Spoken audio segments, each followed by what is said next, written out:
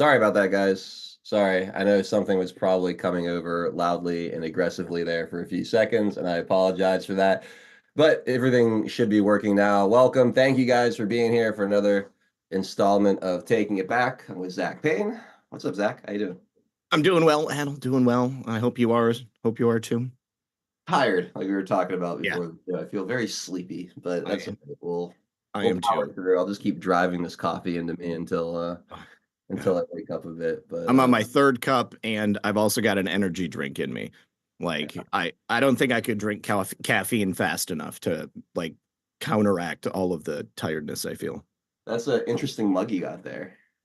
Yes, it is. It is my official Insurrection Day mug from our from Taking our an friend undisclosed Soso. location. Oh I yeah, can't believe it's been almost like a full 4 years since then, man. Like it's kind of crazy. I remember, after, the election steal was underway and we're all thinking like, man, if they're actually able to get away with this, there's no way we could survive 4 years of Joe Biden. It's the end of the country. Like, how are we gonna do this? How are we gonna deal with this? And I mean, it has been a bit of a nightmare in some respects, but ultimately, ultimately, I feel like the movement in a way is stronger than it's ever been Yeah. because of it. Like forged by fire through the last 4 years. We've taken all their best shots. I feel like we've learned how to deal with a lot of what the regime is attempting to do. And through it, I feel like a lot of people have woken up, a lot of moderate thinking people, a lot of independents out there, a lot of people that are leaning one way or another, don't really know what to make of a lot of this stuff, are really starting to get a clearer picture of the political establishment and what Donald Trump truly represents in opposition to that. And I don't know. I feel like by separating the first term and the second term of Donald Trump with a Joe Biden Kamala Harris experiment in between, uh, Hmm. it's only going to give Donald Trump a more prominent mandate going into his second term and really make him, not him, but the movement in general more effective in making lasting change in the future because of it. Yeah, I totally agree. I mean, I remembered I had the same people in my chat, and I was constantly telling people, America is not going to be over. It's going to be difficult. We're definitely going to have a couple of hard years, but I mean, it will inevitably give Donald Trump that mandate, that universal sort of like go ahead that we need from the majority of America. People need to come together. I mean, it's like the idea of forging steel, right? I mean, like the hotter you get the metal in that crucible, you're going to be able to make something that is going to be much, much stronger than what it would have been if it would have been produced with, weak standards. So, yeah, we're going to come out on the other side of this much stronger. I think that we're probably in for a whole bunch of additional shenanigans that will be happening before we finally get Donald Trump back into Washington. Next couple of months are probably going to be pretty wild. Immediately following the election, I'm sure it's going to be totally crazy. But it is, at the end of the day, going to make America stronger, and it has galvanized just a significant portion of the people here in this country. I mean, really separating the wheat from the chaff. I mean, either you're a patriot or you're like a baby killer and you want to murder anybody who doesn't agree with you. And that's a stark contrast right there. Yeah. And I think that, I mean, we should be asking ourselves, I mean, are those people truly Americans? I mean, do we want a country that is based upon those lines? I mean, I would say most people would say no. And certainly most people on our side would say no. We don't want to live in a world like that. But these other people are like, this is the world I want to live in, and either you capitulate or I want to murder you. And that's just totally unhinged. We simply can't have that in a world that is free.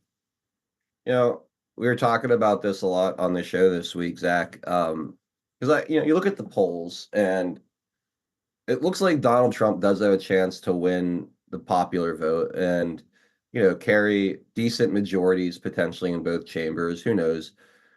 But do you get the feeling like there still needs to be between now and election day something catastrophic to happen to like really give give him the kind of support necessary to make like paradigm shifting change, right? Like I Yeah.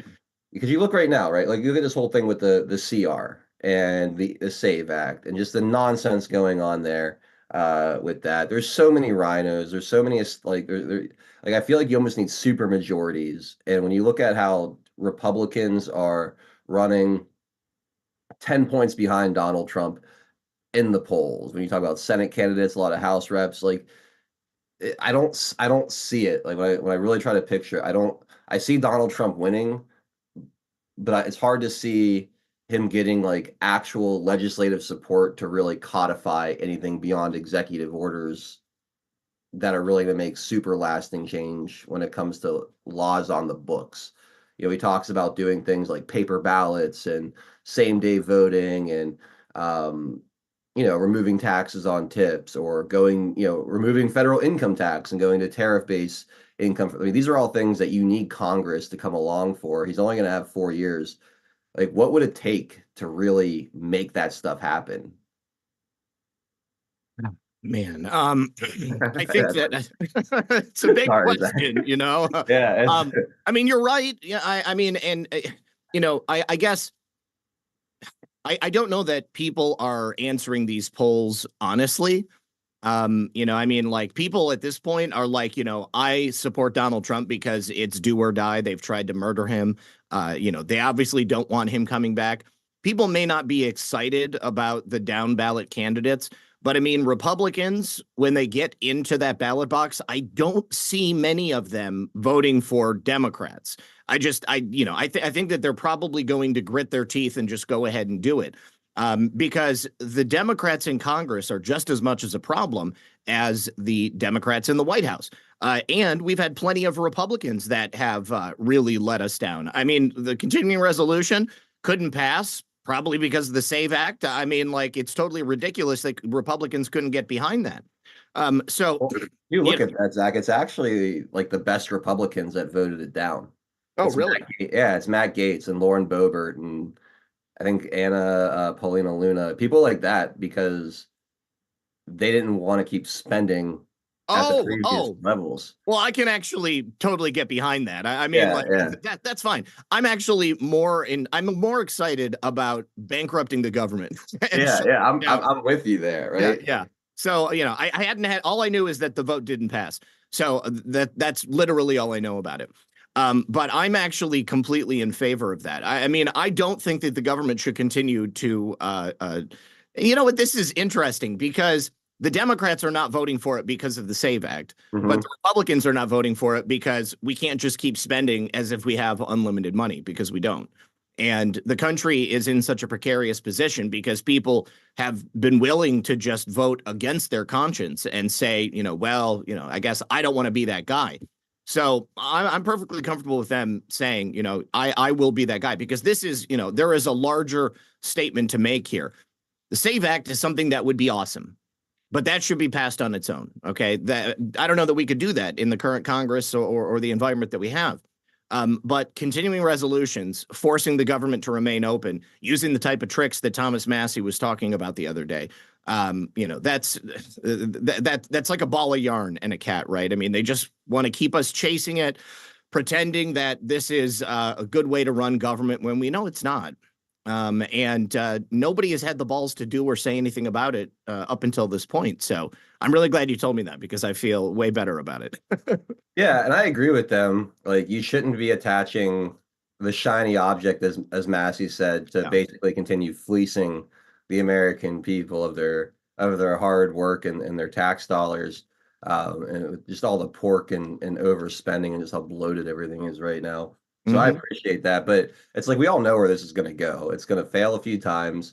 Republicans are going to get cold feet and then they're going to strip the SAVE Act right out of there. You'll get enough rhinos to pass it with the Democrats, and then here we are with another whatever 6 months of absurd spending levels. And Well, um, what if they don't though? I mean, what what if the Freedom Caucus is successfully able to keep that in there? They refuse to allow it to be stripped. They continued to force the issue, and then the government shuts down.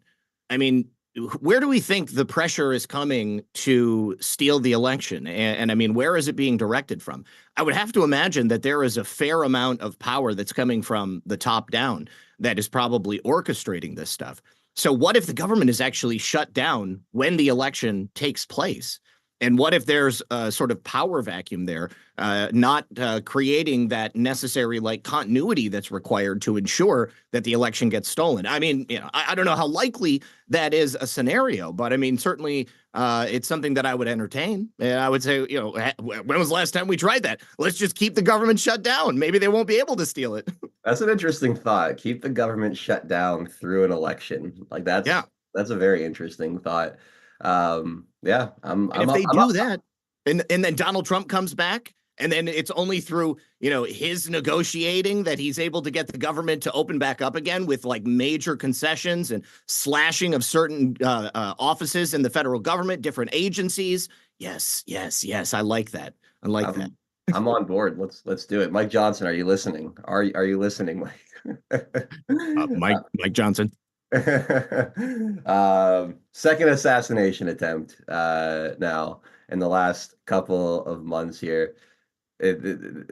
Guys on his golf course. I can't remember what hole. I think like the 11th hole or something like that. Well, I know the assassin or the would-be assassin was on the 5th hole. Okay. And so he was like 1 or 2 holes. I think he might have been on the 6th or the 4th or something.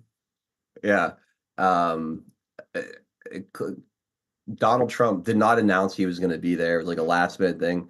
I think it was Eli and Crane was on maybe the War Room or somewhere talking about the idea of a potential mole within, the Secret Service or, Trump team.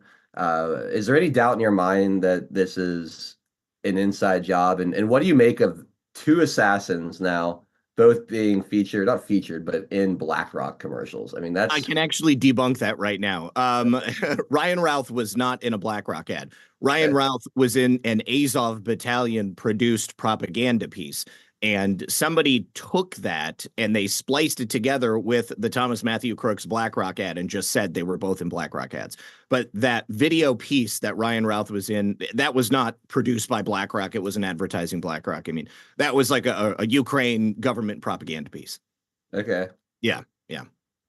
All right, Still, I mean, they both, they have enough of a proximity to powerful players that I still think it's noteworthy. I mean, Ryan Routh, he had connections at the DOD, the State Department, USAID.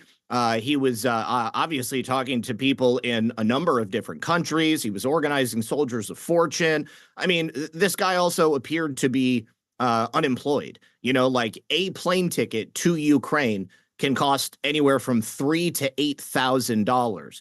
And officially, when he was arraigned the other day, he said that his income was $3,000 a month. No source of that income. But somebody must have been bankrolling him to a really large degree if he was going to be able to operate at that level. Yeah, that's I didn't even think about that. What do you think it is like I'm guessing it's something to do with Ukraine here. We were talking about this a lot on this show too, that Ukraine, the situation in Ukraine has to kind of be at the center of a lot of this, right? I feel like things really got crazy and haven't really stopped being crazy since Donald Trump made the phone call to Zelensky back in 2008, late 2018. I feel like from that point forward, it was like the impeachment, COVID, the stolen election. I mean, it's been one thing after another ever since then. Do you think that what's going on in Ukraine or what we're doing in Ukraine, or do you think Ukraine fits into this whole these attempts on Donald Trump's life, like part of the bigger picture? Do you see those connections at all? I mean, I think it's all connected to the same people that want to take out Donald Trump. I mean, there's no way that Ryan Routh, as even, let's just say he's just a lone nut guy who wants to fight Vladimir Putin in a circus ring or something like that. Okay? That's like all he is. Somebody had to tell him that Donald Trump was going to be at that golf course that next day. Okay. I mean, like he showed up at 1:30 a.m. He was stalked to stick around for a little bit. Doesn't look, I mean, he hadn't been like going there on a regular basis. Nobody had seen him. He didn't have any connections in Florida. Someone told him that Donald Trump was going to be playing that next day. Only Donald Trump's inner circle, the Secret Service, and Homeland Security would have known that. So that means that there's either a leak in Secret Service, or there's a leak in DHS, or there's a leak in President Trump's inner circle. Highly doubt it's his inner circle. But as a presidential candidate, I mean, he's traveling all around the country. I mean, Donald Trump owns that golf course, but like, how often does he go to that golf course? He doesn't do it regularly. I mean, if he's down there in Palm Beach, then he's going to play at that golf course, but he doesn't always. So there had to have been inside intel telling him to be there and to make sure that he was. And then on top of that, the spot that he was at, it was a known weak spot. The Secret Service knew that it was a weak spot. Mainstream media knew it was a weak spot. So they would go there normally and post up, and Secret Service would have to go around and, get him out of there. Secret Service allegedly did a walk around, and they went to these known locations that were weak spots, and they didn't find him, but there's no information to suggest that he left. I mean, from the time that he arrived at 1:30 in the morning, I don't see any other explanation other than there is someone on the inside that made that happen. And it's the same way that we have the situation in Butler, Pennsylvania. Someone decided to not give President Trump the detail that he needed. They decided to move all those agents to cover Jill Biden. They decided to make sure nobody was covering that building. I mean, it's just like over and over and over again. So, I mean, once is happenstance, twice is coincidence, three times is a fucking conspiracy. All right. And now we've got multiple points of interest on each case. You know what? It was interesting about what you just said, 'cause I didn't realize they did a walkabout ahead of like the round, right? So not only did this guy know about the fact that Donald Trump was going to be there and playing golf, not only did he know like the weak spot to be, but he clearly knew how to evade Secret Service as they were doing their like perimeter check ahead of Donald Trump starting his round of golf, right? So either Secret Service purposely didn't check that spot, or he was given a heads up as to when about they would be there to move and go undetected. You know what I mean? Like to avoid their security checks. So there's absolutely no fathomable explanation other than this guy's getting help from somebody on the inside. And same with Thomas Crooks. Like you mentioned all that stuff with moving the agents around, not covering the roof. And I think I saw something that came out this week that Secret Service told local police that they were going to cover the roof and then did not, or going to have somebody up there and then just simply did not. So it really does it's very obvious, very, very obvious that these aren't lone shooters. This is definitely a greater conspiracy, 1000%. Yes. And what's rich is they're trying to blame it on Donald Trump talking about Haitians eating dogs and cats. Like, that's their explanation. It's the rhetoric about illegal immigrants that's forcing a Ukraine nut to go and attempt to take a shot at Donald Trump, Zach. No, I mean, he wrote a book where he invited the Iranians to come assassinate Donald Trump in 2023. Donald Trump talked about people eating cats like a week and a half ago. Okay. I mean, like, and he had also posted all over his social media about his disdain for Donald Trump. So, yeah, it's ridiculous for them to suggest that. But here's the thing. Their hateful, violent, and assassination tinged rhetoric, it permeates every single thing that they say, like whether it's the mainstream media or the people in elected office, I mean, just across the board. I mean, this is the way that they talk. And if anything, if language is inciting violence, then they're the only ones who are talking about doing physical harm to someone like that. Donald Trump has never said, we need to take a shot at Joe Biden. He's never said anything like that. Okay. But we got to put Donald Trump in the crosshairs, put a bullseye on Donald Trump. I mean, it's just like over and over and over again. So yeah, it's ridiculous for them to say that, but they have to try to obfuscate, take the pressure and the focus off of themselves. It's just Yeah. what they do. They're liars. Yeah, no, I mean, absolutely. Always projecting these things too. And then you had the bomb threats that came in, right, to Springfield, Ohio, and um, turns out turns out every one of them was a hoax from outside of the country. So Yes. you could just see the way they're trying to manufacture this, Zach. Like Hmm. it's the narrative behind it. It's all so easy to just kind of pick apart. Like they're not even doing a good job like conflating these things. Like Yeah. I don't Yeah. know. I don't know. It's All right. So people in the chat are saying that Bongino said that there was no sweep. The Secret Service had said that there was a sweep. I believe Dan Bongino that there wouldn't have been a sweep done, because if a sweep had been done, that was my point. If a sweep had been done, then they would have seen that guy because he was there. But the Secret Service had said that they swept the area and that everything was fine. So somebody's lying, and somebody is making sure that people have an opportunity to take a shot at Donald Trump. And, personally, I think that this one was a trap. I think that this was a trap because it wasn't publicly scheduled. It wasn't out there. Nobody knew about it.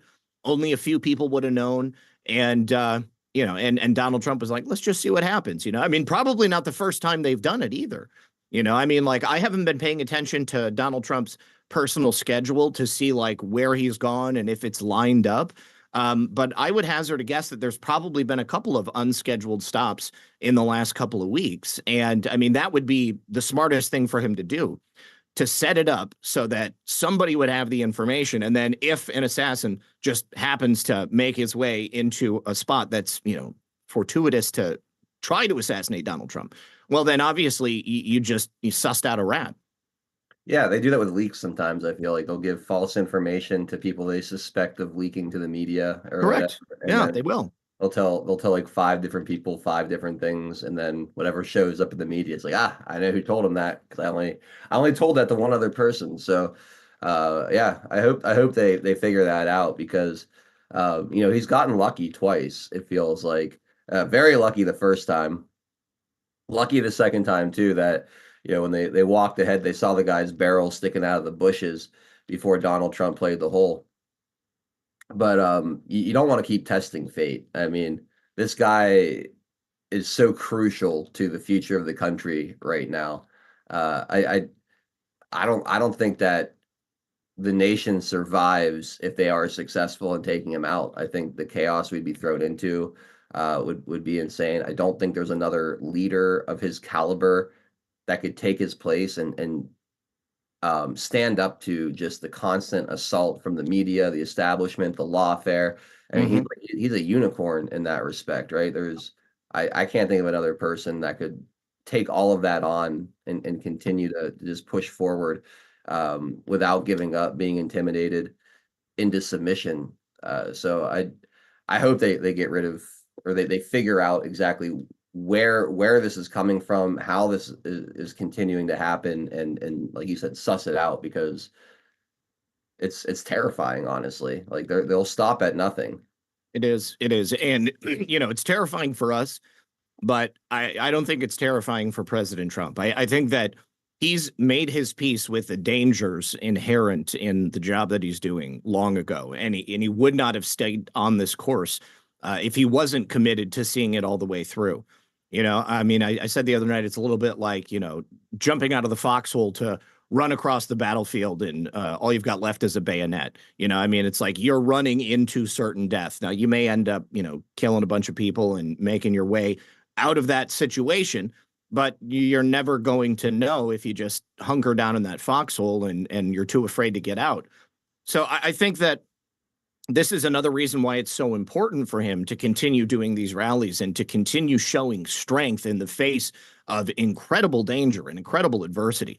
I was looking on Twitter last night or X, and I couldn't believe how many people were telling him, you can't go out anymore. You're too important. Don't do any more public appearances. And that's just not Donald Trump's attitude. He's got brass balls and he's not going to stop for anything. They want him to stop doing public appearances. They want him to stop campaigning. They want him to stop speaking publicly. They want him to stop doing rallies. They want him to stop meeting people at random burger joints in the middle of New York and hanging out with the people. because he does so well in those situations because he's a genuine person.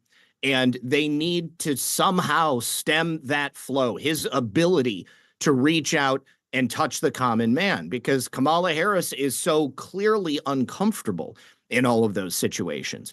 Yeah. I mean, I don't think she's a lot like Nancy Pelosi. I don't think that she can go in public without like a 3 martini lunch. And then she's just, a shit show when she gets in public. She's not good off script. She can't answer any questions about policy because all of her policy is bad. All of the policy decisions that have been made in the last 3.5 years have hurt the American people. She's this is her worst nightmare, to be campaigning against somebody as awesome as Donald Trump, and that's why they need him to stop. But he's not going to. Donald Trump is not feeling the heat. Okay, he is aware. He is definitely guarding himself as much as he can. But mark my words, nothing will stop Donald Trump from continuing to move forward. I agree. I mean, he's like you said, brass balls. I don't think you can say it any better than that. And Mm-hmm. as concerned as I am for his safety, and I don't think it's the last time they take a shot at him, to be honest. I think that they're probably going to try something else between now and election day, or even after election day. Um, but as concerned as I am, the fact that they're trying this hard to make these attempts at his life, the fact that they're willing to politically expose themselves the way that they are, it gives me a level of comfort almost. You know what I mean? Like, or not comfort, but confidence that he really is the existential threat Mm-hmm. to this cabal that has had control for at least the last 100 or so years in this country. I mean, they wouldn't, if he wasn't this big of a threat, they'd let him get elected. They'd run out the clock for 4 more years and be back to business as normal. I mean, when you've been doing this totalitarian tiptoe for 100 years, what's another 4 years or 8 years even? If he slows things down a bit for you to get back on track. You've been working on this for generations. Like he must actually represent a true threat to everything that they've been trying to do, right? I mean, He that, that does. that's like the bright side, the silver lining, and spinning this situation is he is the guy we thought he was. Mm-hmm. When that our favorite anon started posting and telling about this wonderful plan to uproot the deep state. So I mean, that's another way of looking at it. Is like, damn, this guy must really be a problem, right? That's exactly how I look at it. Yeah. Yeah. Yeah. I mean, he is real. He's exactly who he says he is. And I truly believe he's going to continue to do the work that needs to be done. And, there is no one else that has the fortitude necessary to make these decisions and to lead America into a brighter future. Because as we've seen, I mean, the majority of politicians, they're self serving, they're self interested, and the decisions they make are based upon how they're going to be living when they retire from public service, not what's going to happen, how America is going to be left as a nation when they leave the public stage. Yeah, absolutely. Going back to Kamala Harris and the debate, the ABC whistleblower has come out and released a statement about how she was basically given the questions. There were certain stipulations, certain things that uh, she refused to answer questions about. She demanded that Donald Trump be fact checked. It was pretty interesting stuff. Do you think we're actually going to see this person testify in front of Congress between now and the election? What should be done to ABC if this all turns out to be true? I think about all the bullshit we deal with for spreading misinformation or being accused of interfering in elections or being Putin stooges or whatever it is, we do here. What should happen to ABC if this is all true, that they're colluding with one candidate to put their thumb on the scale during a presidential debate? I don't know. I mean, there's got to be some sort of there's got to be some sort of like legal line that they've crossed in terms of, because all these television stations, I mean, they're licensed through the FCC, and I'm sure that there is something within that that states that they have to behave in a certain way. Certainly, as a presidential candidate, I don't think anybody should ever be allowed to do a debate on ABC ever again. I think that already they're paying the price because people immediately tuned out after watching that. I mean, there were people still watching ABC on a daily basis, and I mean, they lost about, I don't know, like 10 to 12% of their audience, like in a 24-hour period. Good. Um, and I do think that this whistleblower is going to testify because there are investigations that are already shaping up in the House and the Senate. And I think that it's necessary. I personally, I would love it if there was a change of leadership at ABC, and if they committed themselves to behaving in a way that is similar to perhaps how they used to carry themselves. I mean, with a mission towards unbiased reporting, and if they're going to behave in if they're not going to be reporters, if they're going to be commentators, then be honest about that, and stop pretending that they're giving people the truth when they're just giving people propaganda. But I think that mostly what it would end up doing, if there is no legal ramifications for them, then it would probably result in people losing their jobs. Yeah, I don't know if I've ever asked you this, but I go back to Trump's first term, and I think about the Smith-Month Act that Barack Obama put into place. I mean, Mhm. day one, usually you see presidents remove pretty much all the executive orders from the previous guy if they're in a different party, and they put a whole bunch of their own. Why do you think Donald Trump kept that in place? I mean, fake news was a meme going into his presidency. He knew the entire media apparatus was weaponized against him, colluding with the intelligence agencies, Department of Justice, the FBI, the whole machine. Set out to fabricate lies and spread them to basically handcuff him in his first presidency. Why wasn't that one of the first things he did, was remove the ability for the government to propagandize people? Like, Be- why keep that in place? because they've hung themselves in front of us. I mean, they have destroyed themselves through their manipulation of information. And if Donald Trump would have restricted that in some way, I think it probably would have continued to happen, but maybe in a subtler or in a different way. I mean, by Donald Trump allowing that to remain in place, the mainstream media has destroyed themselves as a brand and as a collection of brands, and that's pushed people to places like this and to shows like this. Because people want information that, albeit may be tinged with opinion, but is going to be coming from somebody who's interested in maintaining some level of integrity. People watch us and they know that we are not getting 4 a.m. talking points. I mean, nobody is paying us to spin propaganda to anybody. I mean, we're Wait, you trying don't to get the emails overcome it. from Putin of it? You don't get the Yeah. emails from Putin every morning? I guess I wasn't put on that distribution. Oh, yeah. So that's why I think. I mean, it's like Sun Tzu, never get in the way of an enemy when he's in the middle of destroying himself. I mean, to paraphrase. And I think that's exactly what it was. I mean, this way, Donald Trump, throughout the entirety of his first term in office and through the time that he's been out of office, there was that boogeyman, the mainstream media, who people recognized was lying to the American people. They continually attack him, and it gives him something to point to, because that same media apparatus that was attacking him is the same as the political apparatus, is the same as the corporate apparatus. I mean, it's all different arms of the same octopus. Okay, so those people had to expose themselves so that the American people could wake up, and we would recognize that there is a stark contrast between Donald Trump, the one man in that position of power, standing alone in the wilderness with us following behind him, waiting to take our country back. I think there's something incredibly powerful in that, and he didn't want to screw it up for them to kill themselves.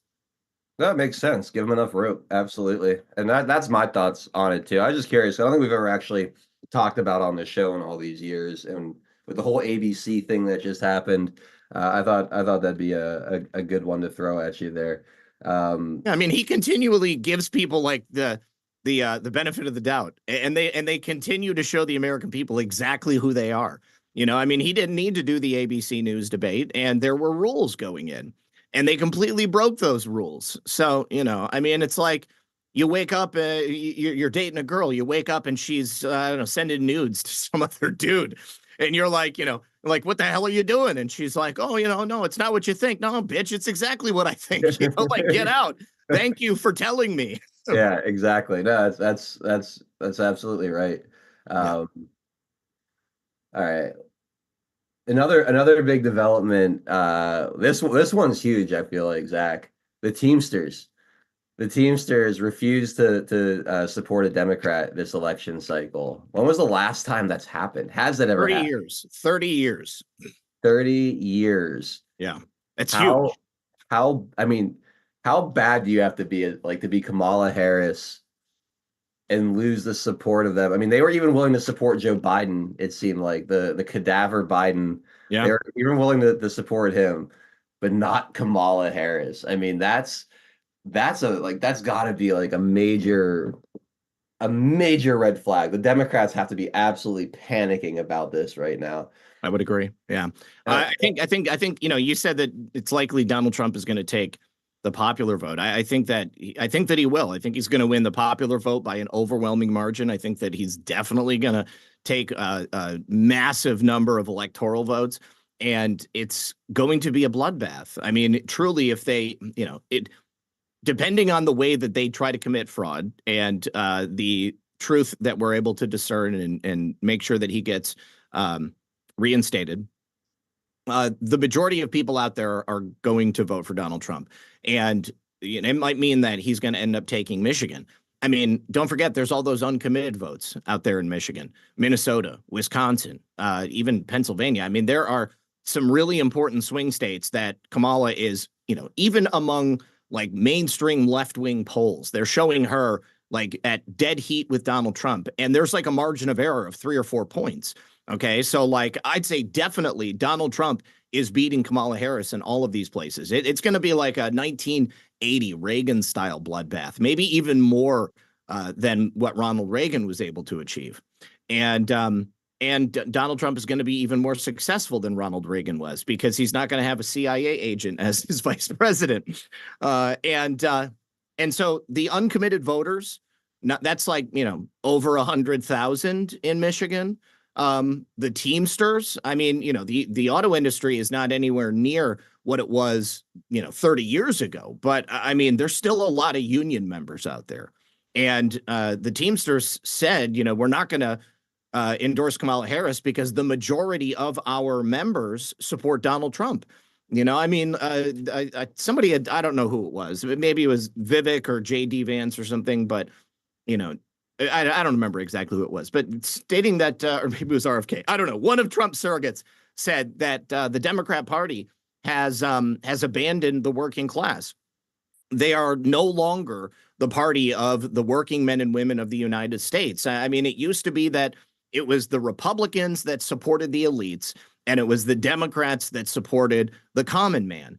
And the Democrats are now the elites. They're now they're the neocons. They're now the war hawks. They're the party of Wall Street. They're the party of foreign interests. They're not the party of business and industry that keeps this country moving. They're the party of death and destruction. And none of those things are what Americans stand for. Even the morons that support the Democrats. I mean, those people, there are probably quite a few of them that are gritting their teeth and agreeing to vote for Kamala Harris simply because they suffer from such an intense case of TDS. I mean, they hate Donald Trump. That's the only reason they're going to vote for Kamala Harris. And if they were able to get Kamala Harris into the White House, Kamala Harris wouldn't do anything for them. It's a self-defeating behavior, just as many of the behaviors of the left are self-defeating. Those people would put themselves out of existence if they had their way. I mean, it's just people support Donald Trump because they know that America is on the brink of insolvency, that this country is not going anywhere. Donald Trump's talking about all of his policies, every single one of his policies, brilliant, brilliant, brilliant, brilliant, brilliant. Everything in terms of the economy and putting money back in people's pockets, bringing jobs back to the United States of America, relieving our tax burden. I mean, cutting the red tape and getting rid of federal agencies that are redundant because state agencies are doing the same thing already. The Biden regime has already proven to us that much of what we are paying for in the federal government, it does nothing for the American people. Like, why in the hell is it there? I mean, like, he's talking about the Secret Service has like a ridiculous appropriation every single year, and they still don't have as many people working there as the money they have to support that. So where the hell is that extra money going? Okay, I mean, like, how are they doling that cash out? They're spending money, but they don't have enough employees to fill up that appropriation, but the money is still getting spent. And that's how it is all over the federal government. They get as much money as they can. They spend all of that money so that they can justify getting more money next year. And it just continues in this self-perpetuating cycle. Meanwhile, none of what they do is moving America forward. None of what they do is helping the American people. And oftentimes that money is spent on engaging in totalitarian practices that truthfully hurt the American people, that destroy us and strip us of our liberty on a daily basis. And that's what gets so frustrating, I think, and why you see Republicans lagging 10 points behind Donald Trump is because none of that could be done without support of Republicans, right? I mean, No, it takes these two to people tango. they need to speak up. I mean, like, I don't know where their hearts are at. I don't know what their heads are at. But I mean, like, this is what America wants. I mean, America needs fundamental change. Okay, like, are you going to be the kind of elected leader that is going to support what Donald Trump is doing? Are you going to make America great again? Or are you just going to go to Washington, D.C. so that you can, I don't know, you hook up with hookers on the weekends and do cocaine with Mitch McConnell? I mean, nobody wants that. All right, maybe these sickos, they're the ones who want that, but the American people want someone who's going to support President Trump. That's why I love the Matt Gaetzes and the Anna Paulina Lunas of the world. Yeah, I think that they're a rare breed in that city. We need more of them. Yeah. Um, but with the way the whole thing's set up, it's so hard to get those kind of candidates to the promised land because the whole system's weaponized against them from Hmm. from the rigged elections to the way fundraising's done to the lobbyists. Like there's just it's so hard to get these incumbents out once they get established in there through primaries because the system protects itself and protects those people that play ball. And kind of circling back to like these Teamsters, right? They don't want to support Kamala Harris. A lot of them might have stuck with Joe Biden. Like these are the kind of people that I wonder, will they go into the voting booth and be like, look, I'm voting for Donald Trump, but the rest of the ticket, I'm still a Democrat, I won't vote for Harris, but I'm still a Democrat. I'm still gonna vote Democrat the rest of the ticket. And these are the people I wonder what needs to happen to like really get them all the way on board. It's or to see the bigger picture, or they even understand that Those it's those people need to be shown that the agenda of the Democrats in Congress, in the House and the Senate, is the same as the agenda of the White House, of what you have currently. Because, most people are low information voters, okay? Like, they're not doing deep dive research on candidates or on real issues. I mean, they're busy with their lives. They're getting information from someplace else. A lot of people still get their information from the mainstream media. There's a lot of money that's being put into those Democrat candidates because, again, those are the candidates that are working for the elites, and they're seeing campaign ads, and maybe they're getting flyers in the mail, and so they're getting told lies, or they're getting told half truths. And a lot of Democrats that are on the chopping block this time around are steering clear of Kamala Harris, and they steered clear of Joe Biden. There's a couple of Democrats in Ohio, Sherrod Brown. He declined to attend the DNC simply because he did not want to be associated with Kamala Harris because he's up for election. You know, these so people just need to understand that it's all part of the same beast.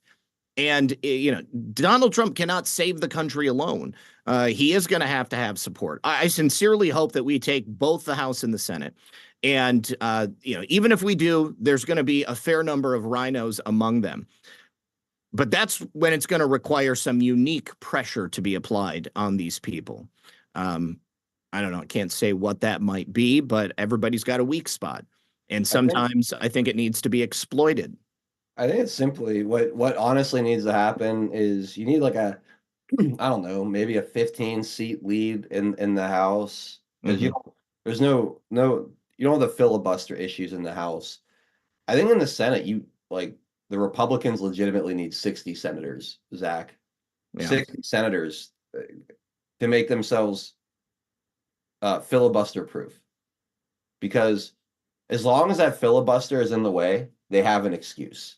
They have Mm-hmm. an excuse. These people, they love to say they support Donald Trump. They love to say that they oh, it's like we want that MAGA agenda too, but these darn Democrats, they just won't let us get it done. I feel like what needs to happen is we need at least 2 years, whether it's the first half or second half of this next administration, where you have a strong enough Senate majority that there's nowhere to hide. There's nowhere to hide. Where it's like, all right, you have they can't filibuster you, they can't get in the way. If you stay together as a caucus, you could get through whatever legislation you want.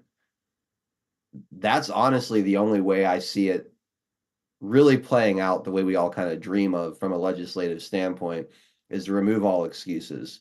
I don't know if it, yeah, good. I mean, I think that, you know, you're probably right. We do need a strong and decisive majority in both houses. But, you know, uh, how do we get there? I mean, if people are low information enough that they go in and vote for Donald Trump, but then they don't vote for the down ballot Republicans, and, you know, Democrats who have a pattern and history of corruption come back in the next session. I mean, if we're right, then we're going to be looking at a ton of people being hit with charges and being arrested. You know, it took Bob Menendez a little bit, but he eventually was forced to resign from the Senate. We might be looking at a whole bunch of people having to resign from the Senate. And then, you know, we're talking about, you know, appointments and special elections. And it would all open up a whole new slate of candidates that might be able to come in. You know, and as president, Donald Trump is also going to have, you know, certain amount of power in terms of, you know, leverage on people. And that leverage that I was mentioning earlier, you know, might be creatively applied to make sure that I people like are that. to make sure that people vote in the way that we need to. Okay, you know, I mean, like, you know, there are different things that can be done to help out certain states in certain ways. Also, charges don't have to be filed. Uh, but there's a lot of people who are very corrupt. And I would imagine that, you know, I mean, they know a lot more about the election fraud on a state by state basis than they've been willing to let on up until this point because they don't want to tip their hand. But President Trump has said, you know, concisely, you know, if you cheat, you will go to prison. Okay. Well, I invite you to cheat. Okay. Try me. Try me. It's another Sun Tzu moment. Let those people go ahead and do it.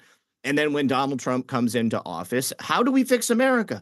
I mean, if these people are by nature corrupt and they're just going to continue to keep doing the same old corrupt behaviors, then I don't see any way to do it other than to make sure those people pay the price so that we can send a message about the types of people that we want serving in the House and the Senate. Is that the strategy? Like, is it too big to rig, and then you deal with the voter fraud, you mitigate it as best you can with more election lawyers, better infrastructure in the RNC. You really get the vote out, you ballot chase, you do all these things to just get by on this election, and then you make that just a main agenda item of your intelligence community and your DOJ once you've cleaned it out to investigate the different voter fraud and really expose it to the people? Like, is that because I haven't seen anything done. Like, there's been a few things here and there, but like I haven't seen anything of like, especially in my state of Pennsylvania, substantially done to combat what happened in 2020. Well, to Democrats control it. Yeah, Yeah. still massive mail-in ballots. They're already telling us like, hey, we're gonna need like, 6 weeks after election day to get all these ballots in and count them. You're not gonna know who won until 2028. Like it's like they're already setting us up, and seeding the idea that, they're gonna count votes until they get the results they want.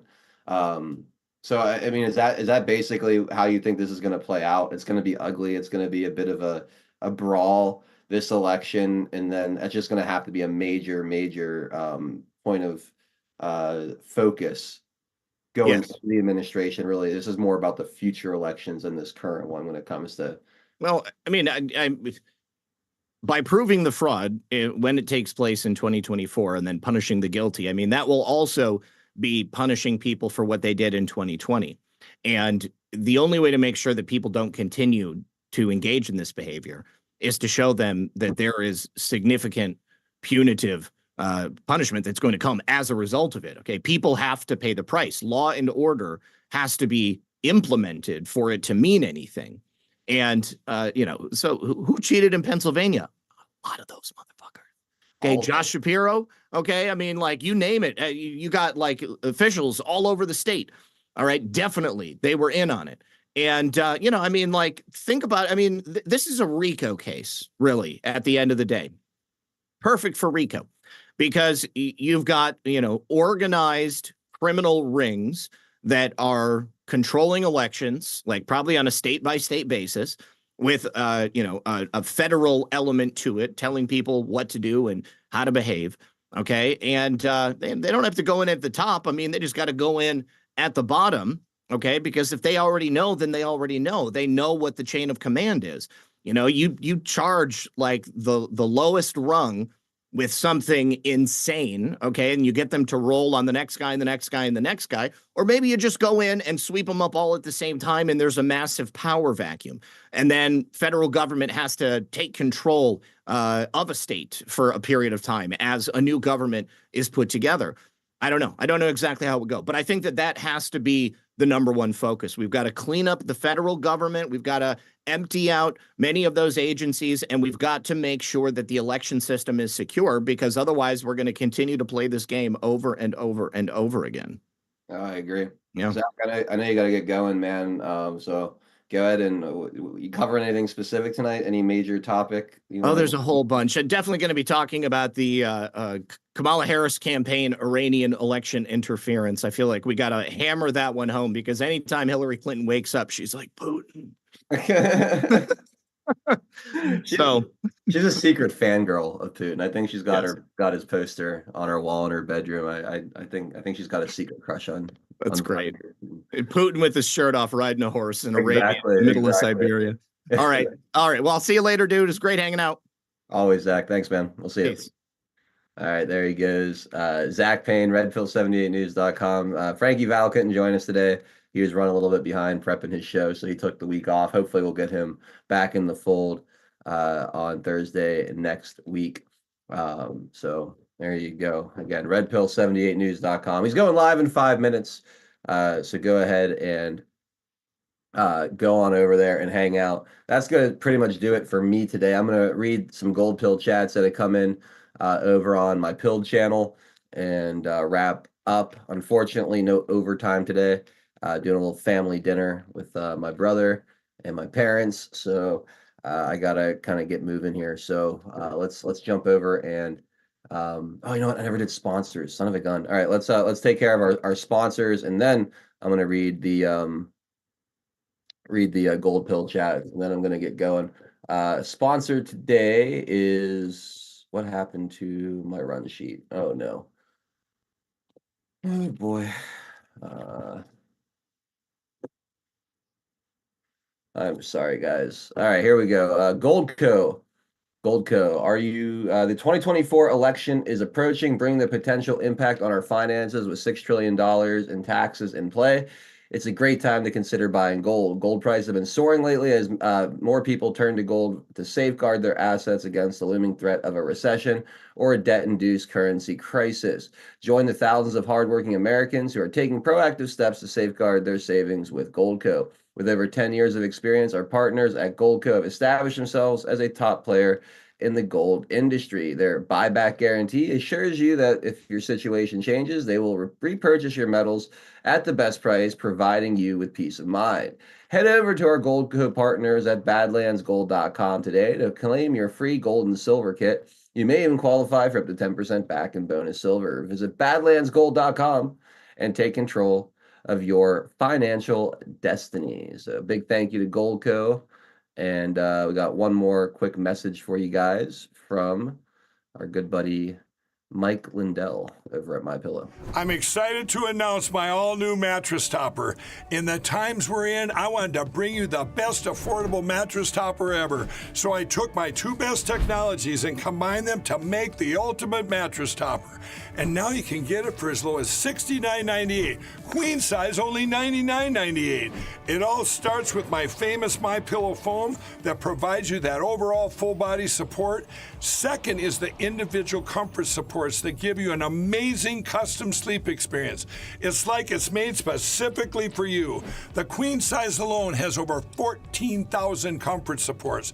This is the perfect mattress topper to improve any bed. New bed, old bed, your guest beds. Get them for every bedroom in your house. Go to mypillow.com or call the number on your screen. Use your promo code to get the all-new My Mattress Topper for as low as $69.98. Queen size only $99.98. Don't delay, order today.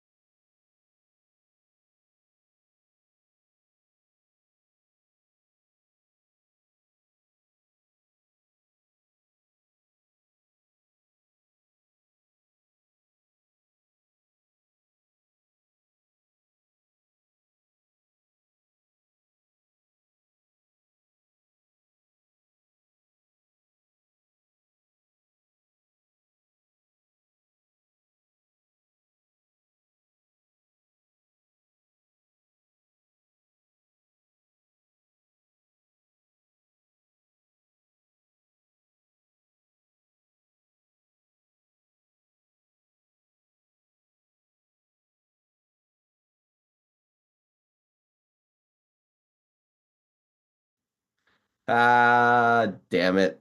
Damn it.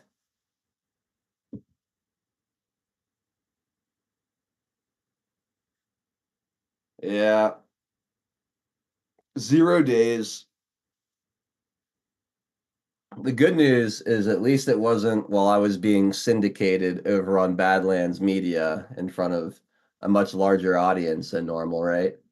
At least I didn't screw up on a taking it back. I'm sorry, guys. Um, Let me scroll back to the top and start this over. Floyd, thank you for the tucking it back cookie. Matrix Codebreaker with the cans. It's happy Thursday, Adel and fam. Boys Blocks is heading to our island cabin for the weekend. I hope you enjoy. Thank you for the cookie. Doug Zabai, thank you for the shades. Appreciate it. Brew Bark says the greatest weapon in a spiritual battle is love. I love that. Thank you. Target Driver says how did MSNBC get the word that DJT would be on the course? Suppose Ralph told him. I don't know, Target Driver, but thank you for the can. I think there's a mole. Uncensored Abe in the house. What's up, Abe? Says, I'm going to start streaming again next week. Keep killing it, fellas. Thank you, Abe. And we'll look forward to seeing your streams go live. Filter Dog Ones is another great show. Thank you for the shades. And guys, go follow Abe if you haven't already. He does a great job with his content. So if you haven't followed Uncensored Abe, you definitely should. Brian 1871, thank you for the cookie. Floyd says, cheers to another great show. Let's go for overtime. I wish I could, Floyd. I wish I could. But unfortunately, that's not going to work today. Old Salty Dog says, cheers. Enjoy your dinner. Thank you for the can. And then Matt 1776 says, you're right, Adel. If no election results are changed, how can we expect a different result? Yeah, that's exactly where it's at. If the laws aren't changed, we're going to keep seeing the same bullshit over and over and over again. That is all the gold pills today. 2,300 gold pills. Thank you so much for the support. Yes, I know I'm still on Badlands. That was a joke. I was being facetious when I said that. Yeah, it is what it is. I screw up producing my show, usually about once a week. I've been pretty good lately. I don't know how long it's been since I've done the mute thing. I feel like I've been halfway decent about it, but anyway, here we are. And it's been a fun afternoon, guys. Thank you all for hanging out. I really appreciate it. But that is gonna do it for me today. Please hit that thumbs up button, repost the show, hit that red pill, share the link, all that good stuff. That helps us grow. And yeah, for Zach Payne of Red Pill 78, and shout out to Frankie Val, quite frankly, .tv. He'll go live at 7 p.m. tonight. Make sure you guys go hang out with him. Let me set up a raid, and we'll raid Red Pill since he was just hanging out with us today. So go hang out with Red Pill. And yeah, shout out to Greg Harvey Greenbeer. I know he was excited to get the raid yesterday. So happy to send the peeps his way. But that is going to do it for today. Thank you guys again for tuning in to Taking It Back. We'll catch you guys tomorrow at 4 p.m. for another Deplorable Discussions. And make sure you tune in Saturday morning. I believe we're going to start at 10 a.m. this week for a Saturday morning chat. I'll be hosting our good friend M3 Methods the Madness. So really looking forward to that as well. All right, guys, have an awesome rest of your Thursday night. We'll see you all on the next one.